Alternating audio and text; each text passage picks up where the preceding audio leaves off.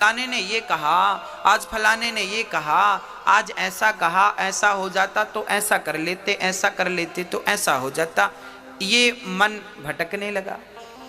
आपका मन जरूरत से ज्यादा भटकने लगता है, अधिक भटकता है आपका मन।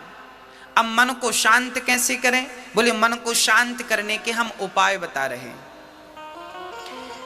मन को शांत करने के कुछ उपाय हैं। पहला उपाय, अधिक से अधिक भगवान की कथाएं सुनिए।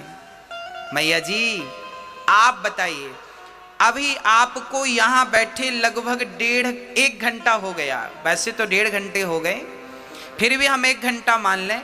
आपको यहां बैठे लगभग 1 घंटे हो गए। अब आप बताओ, इस 1 घंटा में क्या आप में से किसी का भी मन भटका? आप अपनी बात करिए और प्रत्यक्ष बात करिए, सबूत के साथ बात करिए, प्रमाण के साथ बात करिए। आप यहां 1 घंटे से बैठे हैं, इस 1 घंटे में आप में से किसी का मन भटका? हाँ या ना? नहीं भटका? तो देखिए, ये बात, इस बात का सबूत है कि भगवान की कथा यदि हम नित्य सुनना शुरू करें तो मन का भटकाव धीरे धीरे समाप्त हो जाएगा। मन का भटकना मिटेगा तो भगवान की कथा से मिटेगा। ये पहली बात। अब प्रश्न दूसरा, अब कथाएं रोज रोज तो होंगी नहीं, तो फिर क्या करेंगे? बोले जब कथाएं हों तो कथाएं सुने, और जब कथाएं ना हों तो कीर्तन करें। बैठ जाएं घर में, मंदिर में, कहीं भी, और कीर्तन करें। श्री कृष्ण गोविंद हरे मुरारी, हे नाथ नारायण बा, श्रीमन नारायण नारायण नारायण। हाँ, कीर्तन करिए। श्रीमन नारायण नारायण नारायण, श्रीमन नारायण। पहली बात है कथा सुनिए, और दूसरी बात कीर्तन करिए। काम करते रहना और नाम जपते रहना। अब जैसे हमारी माताएं सुबह सुबह बच्चों को टिफिन बनाती हैं, बच्चों को स्कूल भेजती हैं, जैसे आप उठो, आंख खुलते ही कीर्तन करने लग जाओ। श्रीमन नारायण नारायण। नहा रहे हैं तो नहाते जाओ, श्रीमन नारायण नारायण ना। इसके बाद कपड़े पहन रहे हैं, कपड़े पहनिए, कीर्तन। अब बच्चों को, आपने माताएं बच्चों को उठाती, बेटा उठो स्कूल चलना, उठो उठो। बच्चे उठ गए। माँ बच्चे के लिए टिफिन बना रही है, आज पूड़ी और सब्जी बना रही है, तो बढ़िया से आटा गूंथती जाओ और श्रीमन नारायण नारायण नारा, पूड़ी बेलती जाओ, श्रीमन नारायण नारायण। अब पूड़ी सेकती जाओ, आलू काटती जाओ, आलू का बढ़िया सब्जी बनाती जाओ, जो बना रही हो, लौकी आलू की, जो भी, गोभी आलू की सब्जी बनाती जाओ, श्रीमन नारायण। ये सब्जी बन रही है, सब्जी भी बन जाएगी और कीर्तन भी हो जाएगा, रोटी पूड़ी भी बन जाएगी। और तब तक पति ने आवाज लगाई, जरा चाय लाओ। अब चाय बना रही है पत्नी, बढ़िया चाय चढ़ा दी आपने, पानी डाल दिया, दूध डाल दिया, श्रीमन नारायण नारायण। चाय पक रही है, आप मन में कीर्तन चल रहा। हाँ, कीर्तन। तब तक बहू, तब तक ससुर जी ने आवाज लगाई, बहू चश्मा नहीं मिल रहा बेटा। अब बहू दौड़ी दौड़ी गई, वो चश्मा ढूंढ रही है, तो चश्मा ढूंढो, श्रीमन नारायण नारायण नारायण। भाई आपका शरीर व्यस्त होता है, मुंह कहीं व्यस्त नहीं होता। हाँ या ना? बच्चों को टिफिन बनाने में शरीर व्यस्त होता है क्या? मुंह व्यस्त होता है? चाय बनाने में मुंह व्यस्त होता है क्या? तो मुंह का सदुपयोग करिए, कीर्तन करिए, काम करते रहिए। और यही है कलयुग में भक्ति, इसी को भक्ति कहते हैं। इससे बड़ी कोई भक्ति नहीं है। और ये पुरुषगण, आप भी दुकान पर बैठो, कोई ग्राहक आए तो आइए राम जी, आइए श्याम जी, अपनी शब्द शैली बदल लीजिए।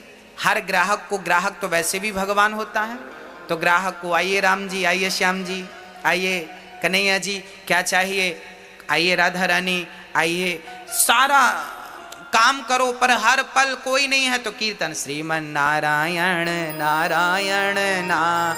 किसान लोग खेती कर रहे हैं, कुदाड़ी फावड़ा चला रहे हैं, ट्रैक्टर चला रहे हैं, बुवाई कटाई जुताई जो कर रहे हो सब करो, पर काम करते समय, ट्रैक्टर चलाते समय आपका मुंह व्यस्त होता है क्या? कटाई और जुताई करते समय मुंह व्यस्त होता है क्या? अरे भाई मुंह से नारायण नारायण कहते जाओ। भगवान ये नहीं कहते कि तुम बैठ के आधा घंटा मेरा जाप करो ना। भगवान ये नहीं कहते तुम माला लेके जाप करो। भगवान ये कहते हैं कि तुम काम बराबर करो। कर्मण्येवाधिकारस्ते, तू कर्म कर, पर काम को करते समय मुझे भूल मत जाना। प्रार्थना करते रहो कि हे नाथ मैं आपको कभी भूलूं नहीं। एक बार बोले सभी लोग, हे नाथ हम आपको कभी हुआ मन क्यों ना हो, वो धीरे धीरे केंद्रित हो जाएगा। और याद रखना मेरी माँ, जिस दिन मन बिल्कुल शांत हो गया उस दिन, उसके दूसरे दिन नहीं, उसी दिन परमात्मा की प्राप्ति आपको हो जाएगी। मैं आपको एक छोटा सा एग्जाम्पल देख के समझाता हूं। यदि सुई हिल रही है तो क्या हिलती हुई सुई में कोई धागा डाल सकता है? कहो हाँ या ना? नहीं। धागा डालने के लिए सुई को क्या करना पड़ेगा? स्थिर करना पड़ेगा। सुई स्थिर है तो उसमें धागा आसानी से चला जाएगा। उसी प्रकार मन जिस दिन स्थिर हो जाएगा उस दिन परमात्मा आसानी से आपके मन मंदिर में प्रवेश कर जाएगा। मन तो स्थिर हो, मन ही स्थिर नहीं है। मन की गति है अटपटी, झटपट लखे न कोय, और मन की जब खटपट मिटे तो झटपट दर्शन होए। मन के हारे हार है, मन के जीते जीत, और मन ही मिलावत राम से, मन ही करत फजीत। सारी गति मन की ही है। मन, गीता में लिखा है मन एव मनुष्याणाम बंधनम मोक्ष कारणम। ये मन ही बंधन का कारण है और मन ही मोक्ष का कारण है। मैया जी, बंधन का कारण क्या है? मन। और मोक्ष का कारण क्या है? मन। ये मन ही बांधता है और ये मन ही मुक्त करता है। अब आप कहेंगे महाराज जी मन बांधता भी और मुक्त करता, ये कैसे? देखिए, चाबी ताले की एक ही होती है। उस चाबी को आपने इधर कर दिया तो ताला बंद, और चाबी को इधर कर दिया तो ताला खुल गया। बस मन को इधर लगाया, मन को इधर लगाया, पत्नी में, पति में, बच्चों में, परिवार में मन को इधर लगाया तो बंधन है, और मन को उधर लगा दिया परमात्मा में तो मोक्ष है। यही तो बंधन है, यही तो मुक्ति है। ये मन ही चाबी है। आप इसे कितनी गंभीरता से सुन रहे हैं और समझ रहे हैं मुझे नहीं पता, पर मैं आज जीवन की कुंजी अर्थात चाबी आपको दे के जा रहा हूं कि मन ही बंधन है और मन ही मोक्ष है। मन ही आपको भवसागर से मुक्त करेगा और मन ही फंसाए रखा है अभी आपको। हाँ, आपको छत में जाना हो तो कैसे जाते हैं आप लोग? सीढ़ी से। और छत से नीचे आते हैं तो कैसे आते हैं? सीढ़ी ही ऊपर ले जाती है और सीढ़ी ही नीचे लाती है। ये मन सीढ़ी है। ये मन भगवान में लगाओगे तो ये मन ऊपर ले जाएगा, और मन संसार के विषयों में लगाओगे ना तो मन नीचे गड्ढे में लाके डाल देगा। मन ही सीढ़ी है। अब आप समझिएगा, ये जो मन है इसे शांत कैसे किया जाए? कथा और कीर्तन से शांत किया जा सकता है। अब मैं मन की कितनी विकृतियां हैं मैं उन पर प्रकाश डालता हूं। अच्छा मैया जी ये बताओ, आपके दुख का कारण क्या है? बताइए। आप कहती हो ना महाराज जी हम बड़े दुखी हैं, हम बड़े परेशान हैं, हमारे साथ ये हो रहा है, हमारे साथ। आपके दुख का कारण क्या है? जोर से बोलो। आपके दुख का कारण है मन। क्या कारण है? अब आपको स्पष्ट करके बताऊं दुख का कारण मन कैसे है। आइए समझते हैं। बहुत गंभीरता से समझिएगा। आज मैं मन से जुड़ी हर चीज पर प्रकाश डालूंगा ताकि मन को लेके जितने भी डाउट हैं आपके भीतर वो क्लियर हो जाए, संदेह समाप्त हो जाए मन को लेकर। और मन बहुत बड़ी चीज है, समझिएगा। अच्छा एक बात बताइए, हमारी माताएं इतना सा पेंडल सोने का पहने गले पे, उसे भी मंगलसूत्र कहते हैं। और माताओं से कहो क्यों, इतने से पेंडल से तुम खुश हो? नहीं, मन कहता है इतना बड़ा हो, कम से कम 4 लोगों को दिखे तो कि हमारे गले पे कुछ है। तो बताइए, आप इतना सा सोने का पेंडल पहनोगी तो भी सुहागिन रहोगी, पर इतना बड़ा होना चाहिए, ये किसकी इच्छा है? किसकी इच्छा है? मन की इच्छा है। अरे 100, 150, 200 रुपए की साड़ी पहन लोगी ना तो आपका शरीर ढक जाएगा, पर कम से कम 1000 रुपए की हो, ये किसकी इच्छा है? मन की। हाँ, आपका गुजारा तो छोटी सी गाड़ी से भी हो जाता है, पर बड़ी कार हो, किसकी इच्छा है? अरे गुजारा तो छोटे से घर में भी हो जाता है, पर बड़ा आलीशान बंगला हो, ये किसकी इच्छा है? ये आपकी इच्छा नहीं है, ये तो मन की इच्छा है।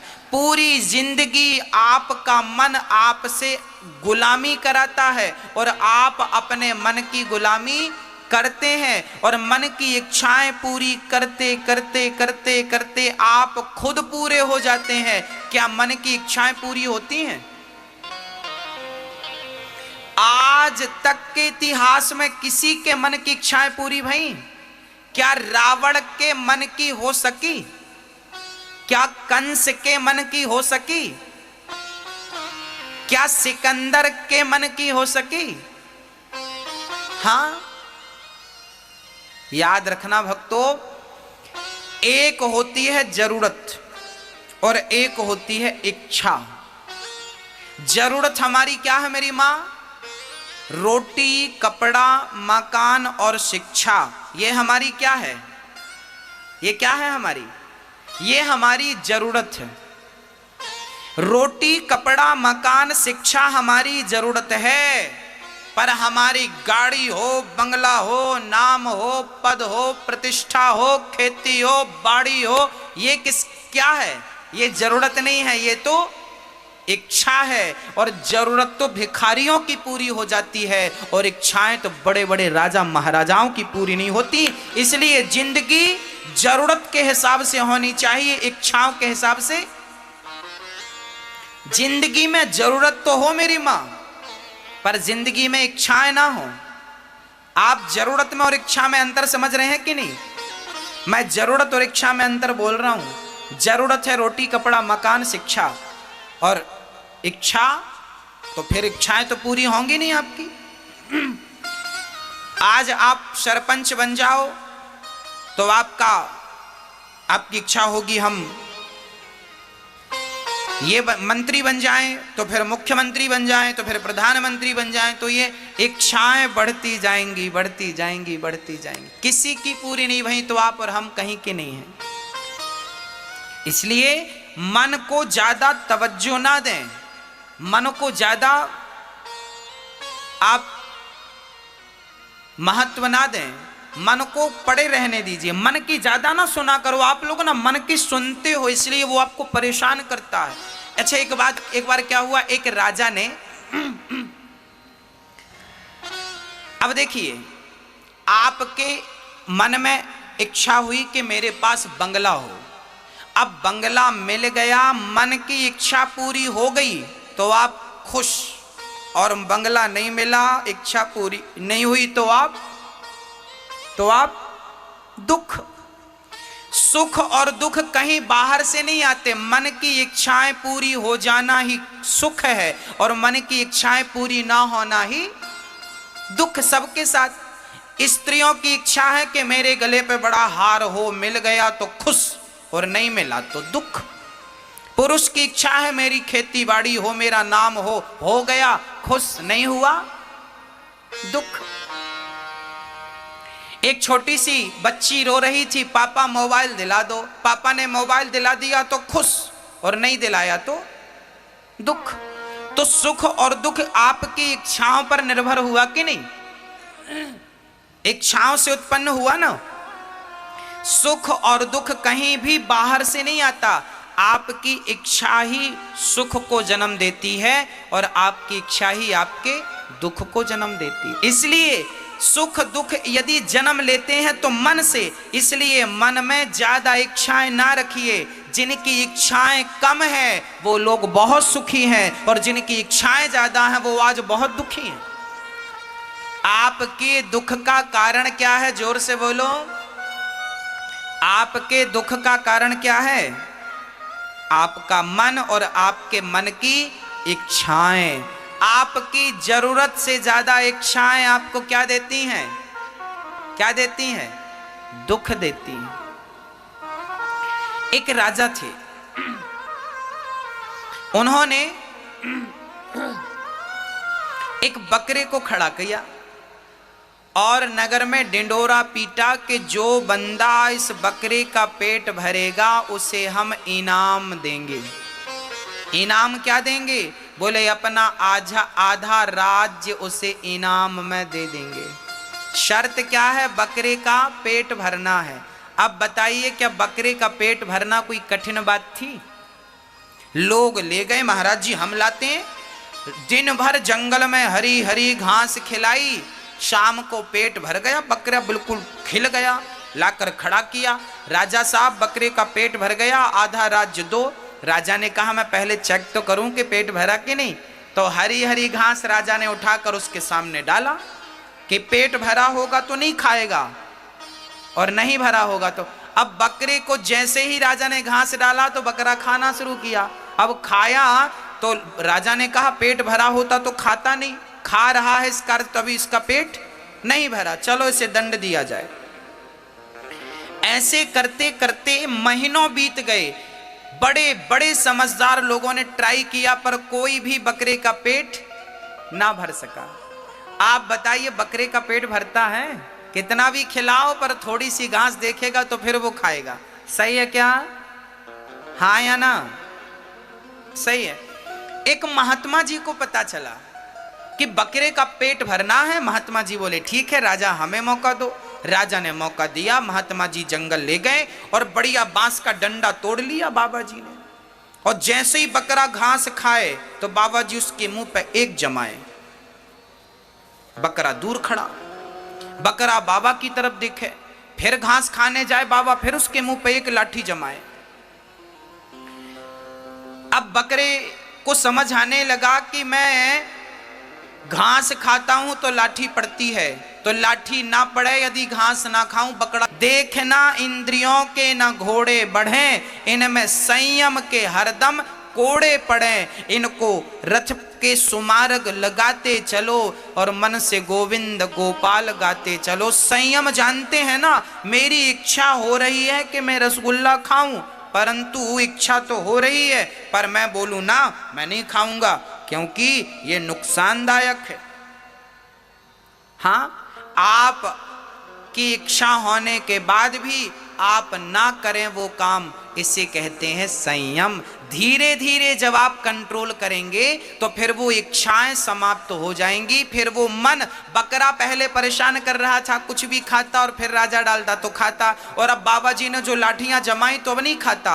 अर्थात मन को भी थोड़ा सा डांटिए, मन को भी थोड़ा सा मारिए। गोस्वामी जी डांट रहे हैं, रे मन तू सत्संग कर, छोड़ जगत की रीत और अंत समय पछताएगा जब आयु जाएगी बीत।